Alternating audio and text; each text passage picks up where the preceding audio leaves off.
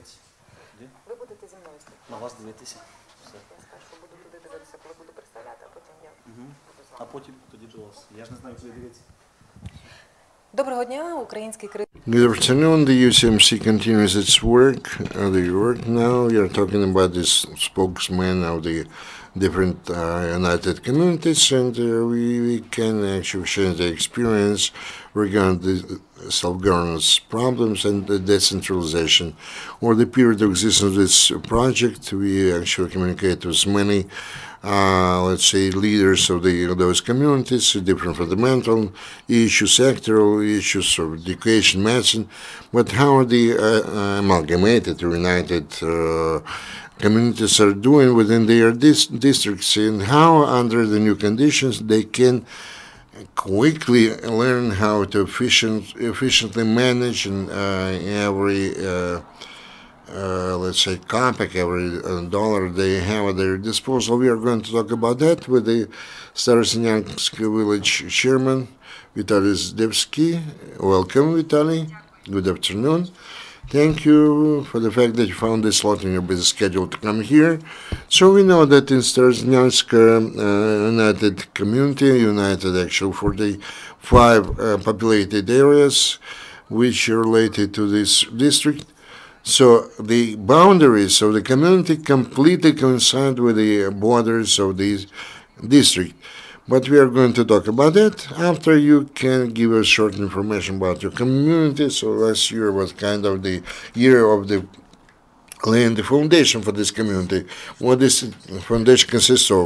It consists of 45 populated areas which joined the Stara Syniava village council, one district, one community. We actually covered the whole district, and the whole district became a single united community, Stara Syniava Village Council. The area 162 square kilometers, with a population of almost 21,000 people, which formerly or earlier over the period, in 2015 we had the budget. Last year, 98 millions, and our profit increased drastically as compared to the previous year of 2015. So our own equities were 27 million, and we increased by 195. So we have the 200 more million. We are talking about subsidies, etc., but our own income increased by 25% as compared to the previous year. Today we have the executive committee. We have 26 deputies representing, each of them represents their district. 26 deputies, plus we also set up the executive committee. We established our branches under the Stara Syniava Village Council. Also, we have the communal companies, the territorial center,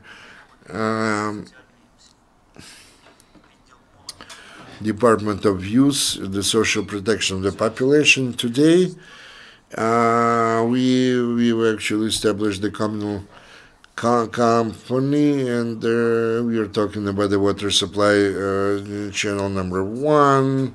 Stara Syniava communal, let's say, center, which actually services the population. How did the community work in 2016? We started to calculate or to count our own funds. Today, first of all, we actually took care what kind of money we allocate and what we spend them for. And we started to count everything. We have such a company of the Central District Hospital, and they worked for 1 year in 2016. We actually carried out some kind of a small scale monitoring. We saw that we have the maternity home with 17 different positions, and how many children were born during this year. And I'm sorry to interrupt you when we are going to talk about the medical sphere, but you mentioned that your budget increased several-fold. What you managed to do within the year 2016, did you have some basis for the further development of your community? First of all, we revisited the and the rates of the land tariff. We took care of the inventory of the lands available. We haven't completed that task. That we faced the problem with the personnel for the whole year. We couldn't find the expert in the land issues, and after we found one, we started to work much better. We started to revisit the land tariff rates. After that, we had a lot of property which used to be used, earlier for some purposes, and nobody was paying for that in the village council. We optimized this work and we increased our budget of the village council. Besides, we looked and we considered the land taxes. Who paid those taxes? Those investors who were using the land. We increased this kind of the rate for them, and we found a lot of the land which was not registered or not included in the inventory. So speaking in principle, that was the small foundation we laid. Also, we received subvention for the development of the territorial amalgamated community. We created some jobs using the equipment available to us. We started to provide some services, and we do not request any investor, let's say, to improve the roads or, for example, we have to clean our roads. We have our own equipment which we can ourselves use and achieve the objective we pursue. We start to use our own equipment and provide the services and make money, earn money, and this money remains in the village council. So the first positive thing is that you are masters in your house. You put to order the collection of the taxes. You took care of inventory of the land, not all the lands yet, but we hope you're going to finish that task. Now the government gave you some subvention for the development of your infrastructure. Okay, in 2016, the subvention was 17,700 plus thousand hryvnia. So we have either to eat them up, or we are going to use that money to invest it in some services to earn more money. So we first of all purchased some equipment for the communal services, for the central water supply office number one. We talking this is not only Stara Syniava, but the whole district. You are going to provide the water supply services, plus the Stara Syniava communal service office, which actually took care of the, let's say, road repair, the elimination of the populated areas, and we purchased the necessary equipment for that. Another subvention, we saw that there was not a low temperature in some of the offices in the children establishments. We actually provided some boiler house so that to increase the temperature in the air. Let's say the children establishments provided the elevator in the central hospital. We never used the elevator. Actually, okay, we had the elevator, it did not operate. So to take the patient or the sick patient to the third level or first level, could not do that without elevator. Again, the kindergarten, they faced the problem with the boiler house. We built the one. For this kindergarten, we switched over to the alternative source of heating, like the firewood and the coal, and also we took care of reconstruction of the supply pipeline in Stara Syniava district to Khmelnytsky region. It took us a lot of years to, we could not complete this construction. This year, we provide subvention for this water supply pipeline, and we did not use all the money, only 4.8 million hryvnia we spent. Under our project, we had to take care of 14 kilometers, and we had enough money for 18 plus kilometers.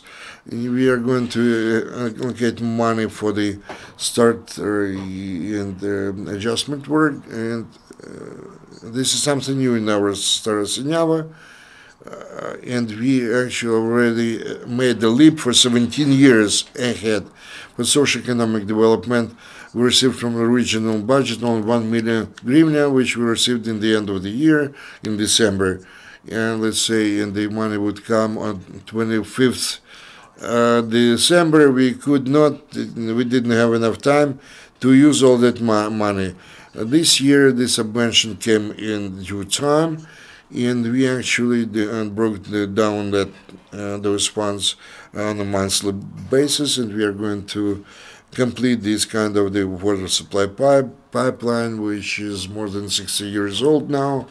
We have a lot of different problems associated with the integrity of that pipeline, and we have to use 200,000 hryvnia, I mean, to finish this pipeline. So 17 million or 16 million hryvnia as subvention from the government allowed your community to make a leap for 17 years ahead. We understand the government is not going to always be there to help or to assist the community. You have to have a strong foothold now, and use your own labor force to do that. You are as an experienced chairman of the community. What do you think? What your community needs to actually to attract the investments for development of community, and what investor would like to get from community to be interested to do that? On our territory, on this, we are building the biggest soya processing plant or factory, the biggest in Europe. We are going to have this kind of we are going to produce the soybean oil and the cake, and so the first request to the chairman of administration asked him to provide the plan of the building or construction efforts in our district, so the investor could see that we are doing everything in transparent manner. What kind of land we have for the transportation purposes, or arable lands or whatever else. Today, investor doesn't understand that he can build something on the areas of arable lands, let's say, or those which are meant for the transportation purposes. Where he can do that, where he cannot do that. So we managed to persuade the MPs in the district council that we do not mean that. And I persuaded the chairman of our administration that we have to replan the construction effort of our district. I did that when I was still an architect. We did that in 2 different stages. We could not use all the money. We are talking about topographic survey for 1 year, what had to be put on the map, what is needed for the investor. Today, first of all, he comes to us and asks whether you have the plan of territory plan. And this is a map with all the intersection, all the roads, whether this is rural land or industrial land, or the power supply lines or whatever. If he is going to invest some money, he has to see everything in very transparent manner. So this transparent presentation, when we do not have any corruption schemes, so that he has a clear picture where he can build something. Lenivets in Ternopil Oblast, or in Zhytomyr or Star Constantinople city, they didn't have this territory planning scheme or plan, and we had such a plan, and the investor came to us, start to build this factory. What the investor needs, first of all, he needs transparency in providing high quality administrative services. He has to be given very good services. The faster, the better, without any corruption components. Also, this year, we are going to build our House of Culture, to rebuild it and make it a center for administrative services. First of all, for the investors coming to us, and the first question he asks is the scheme of planning the territory, so he can see what he can do here and whether it's worthwhile to do anything here. So the rules of the game must be transparent and corruption-free. Okay, coming ahead a bit, you mentioned that you already have some investment project. Can you give us more details? What kind of investment project we are talking about and how it's going to impact your community? We are going to create new jobs or something different. On the territory village Dampil, they are going to build this factory, which will provide jobs for approximately 200 people. We are talking about the land tax we are going to pay, and this money will remain at our council. And we are talking about other jobs to be created. We have the school for the children. Also, we're going to further develop infrastructure for the let's say some cafeteria built and some recreational centers which have been abandoned and dilapidated now. But when we start to build that factory at about 18 months now, and actually the number of the school children attending our school increased significantly. A number of the shops in our territory increased, and if will have the population, there will be new children, more young children will be born, etc., and the future and the factory building will function.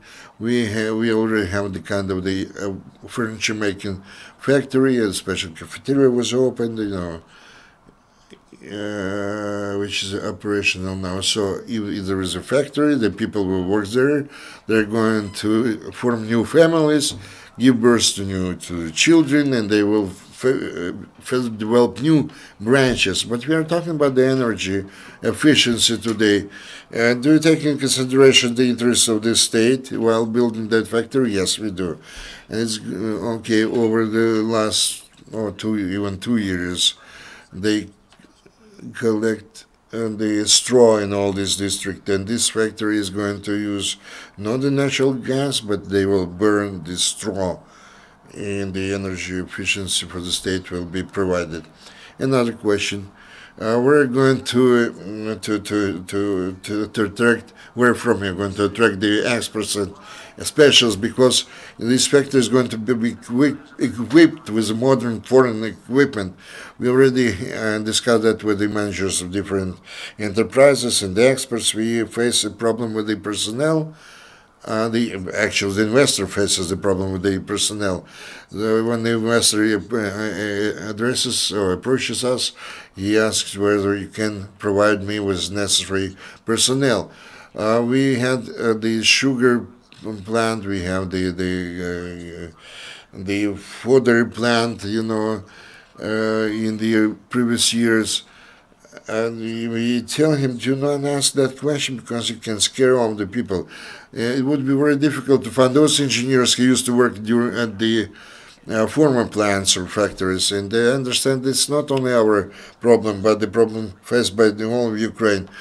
And the old factory in the Stara Syniava, they built the 5-story building. They try to attract some foreign experts who are going to train our people to teach them how to work. So we failed to find the sufficient number of the experts to work at that factory. We are thinking about actually establishing a vocational school for the children, our children, those who would like to stay and live in our community and work at this factory. What about the equipment? How it is going to be run? Well, we do not have our own experts, but we have the foreign experts or specialists, and I mentioned they're going to teach our people how to operate this equipment. And we have some experts from Mariupol, from Dnieper, and again, this problem with the personnel is not only our problem.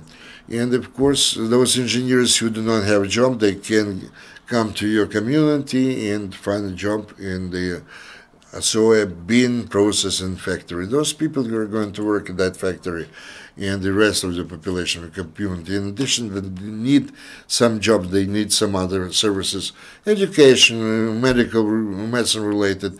I actually wanted to start with the medical sphere. I actually interrupted you at that point of time. I know that your community finances the central hospital from the German budget, and also the first medical aid center.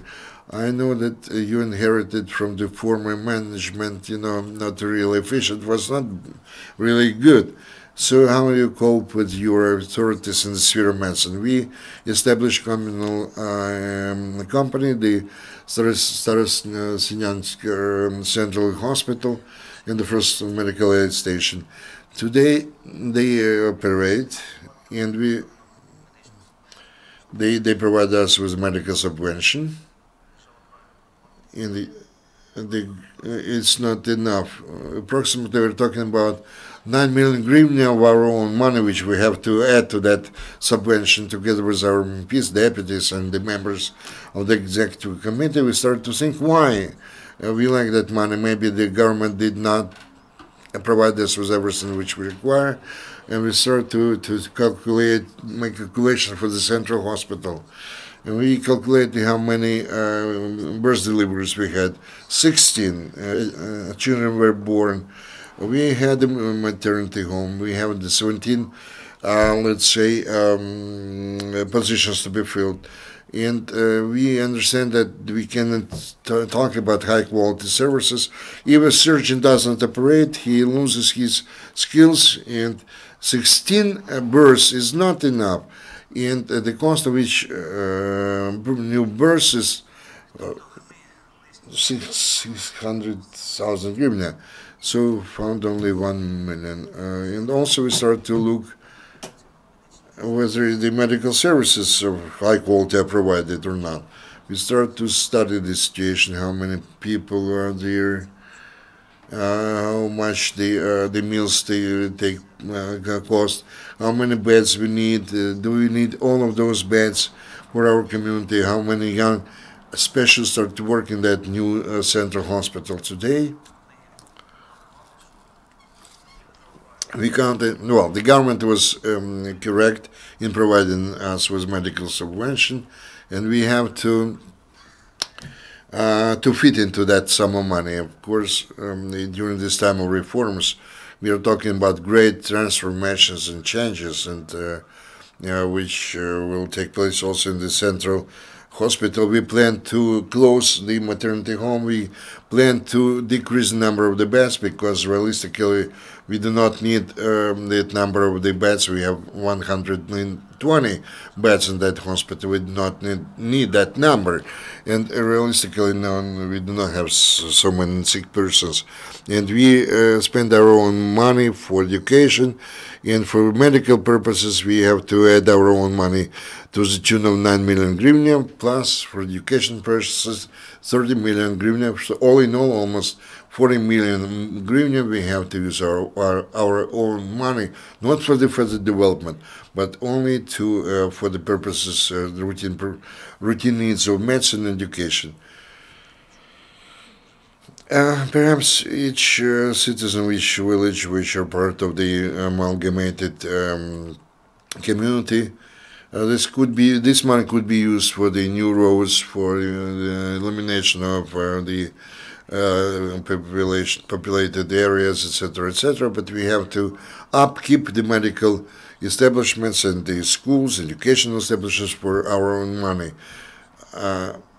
Now we have 19 schools and only 1,625 students, and you know the cost of each of them, 15.6 thousand hryvnia, and we spent 78,000 hryvnia per each student. This is big money. Today, they say that first of all you have to take care of infrastructure, roads, and then we can actually send your children to another school. Then we raise the question: do we want to have the roads or a good illumination in your village? They say yes, we do. Or maybe the school first of all. So there is a big debate about that. So we face a lot of transformations which we have to go through, to pass through. We need better medical services to be provided, or educational services. The situation has to be improved due to the fact that we managed to restructure ourselves, to reorganize, and the people can feel now that there was something decentralization related changes. You know that you inherited non-efficient management system, both in the sphere of medicine and education, and we can judge only by the cost of each labor. So birth delivery, let's say, we know that there is a school where the one student costs you more than 60,000 hryvnia. Yes, we have such schools which we have not monitored, and which we have monitored thanks to Swedish-Ukrainian project SKL. I had other ideas previously, but when we were estimated how many children we have who study at schools and how many teachers we have, so we have such stuff in where 1.5 children per one teacher is allowed on our teachers. In some schools we have 40 school children and 1,800 square meters of area to be heated by district heating. And then our session, we took a decision if there would be reorganizing of schools, we will transfer the second grade schools into the first grade schools, where we have less than 25 teachers. No governmental subventions are provided by our government. When subventions are not provided by the state, and if there would be option, if we will choose the option not to close schools, then we should find some sources of funding, because usual ordinary load on one teacher per one teacher is 25 school children. The main thing is that we have studied the quality of teachers' performance at those small schools. We also looked how many teachers are now pensioners. There are some teachers who have 57 or 58 years of work experience. So we researched what medical services are provided and what education services are provided in our community, and we decided that something should be changed. We will restructure these institutions not to eat money, but to invest them into development. 40 million hryvnias.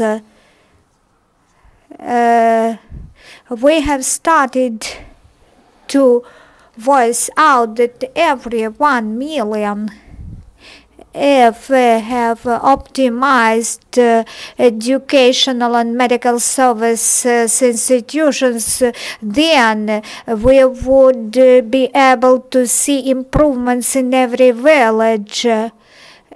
Previously, the state used to provide us subventions, and now we are not mere administrators, we are managers of our money.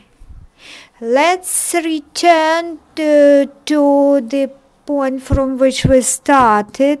Stara Syniava Village Council, which thanks to decentralization have now powers of executive authorities of district administration. So I would not ask what the district executive administration is doing. This is the question to them. But how they help your community and how they help to implement this reform locally. First, I will start with that when the community was united, I was the first deputy head of the district administration. We didn't have a head of the administration. I visited almost every village and I explained to people that we should unite, that our district was always depressed one. We lacked money for our local development. So today, if we do not put our own money into education, we will be able to be self-sufficient. Currently, maybe I should say that the district administration just is dubbing our function. We have at our village council the same functions. We have such departments as economics department, both at village department and district executive agency. They just dub our information. The education department, the workers, the staffing of this department, we have methodological services department. What for the same departments should be at the district executive administration? I can't say why all these functions are dubbed. I will tell you that we need the district state administration. It is a state executive authority. I ask you about the assistance to implementation of this reform. They do not assist us today. They have understood that their niche is occupied by us, by our united community. So they build barriers on our path of united community reform, because they understood that district administration previously they administered everything, and now village council both administer and manage monetary funds. Previously, the district state administration instructed us what to do, and now village council members, they make decisions what to do and where to spend money. Every settlement, every rural area settlement has his representative in our council, and all of them in the composition of the council together decide what to do, how people want. So people decide their matters without the district state administration. Of course, the administration doesn't like it. Primarily the head of district state administration, they adjust our activities, try to adjust our activities, but we perform almost all the functions of the district state administration. At our session of village council session, we evaluate lands and subventions for social welfare. We also estimate these allocations. We should vote for subventions for social welfare and for evaluation of lands. So the district state administration maybe is the function, district state administration, they vote for assessment, valuation of lands, and they also specify amounts of subventions for welfare, social welfare. Well, if they do not like, you said that the state district administration do not like your existence. Well, of course, they can like you or not like you, but whether they interfere with your activities, yes, they interfere with the performance of our activities of our village council. They always have been pressing us and demonstrated information via TV channels on local level that the united community will fail, that nothing would be done by the united community, but we have succeeded. Now they launch public awareness campaign saying that we will experience anyway some problems.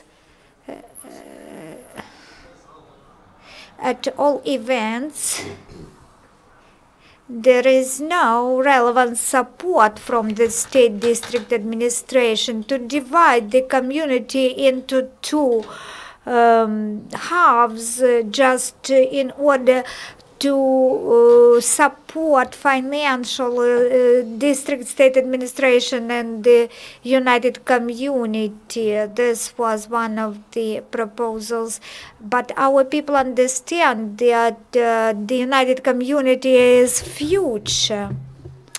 There are only 5 communities like this, and there are you speaking loudly about all these things? Because to divide the powers of state district administration, local self-governments, do you speak loudly about these problems of delineation of powers and clear definitions of powers? We have only one newspaper of local level, it is newspaper Colors, which focus attention only on the failures in the united community, but these failures are not true. This is lie. And the head of Stara Syniava district administration and Franchuk Vasil, I started talking about this publicly when the committee on building at the state administration, where Mr. Vlasenko heads this committee in the city of Kiev and in the city of Kamyanets-Podilsky, there were 2 meetings, and I was tired of all these things, so I decided that the powers should be clearly defined, otherwise social tension arises. How many beds we need in hospitals, how many schools, places for school children at school we should have. Still district state administration head comes to us and instruct how many schools we should have. He's saying that there is no school, there would be no village. and coming to the hospital. He's coming to say that upon the decentralization you would be closed. No, our decentralization is aimed at high quality of healthcare services. So I openly spoke in Kiev and in Кам'янець-Подільський, the district administration should give us communal property, but they have not transferred to our ownership the communal property without any reason. They just thought that we would fail, and then the community would be divided, and the district state administration and village state administrations will remain in its place.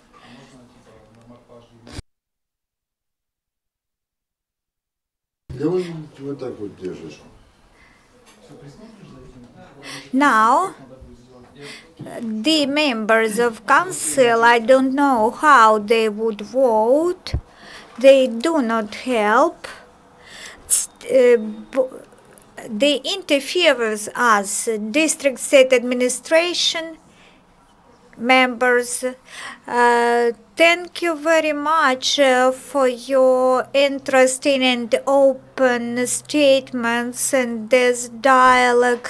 Not everyone is so brave to tell, to truly speak about this problem. Thank you very much.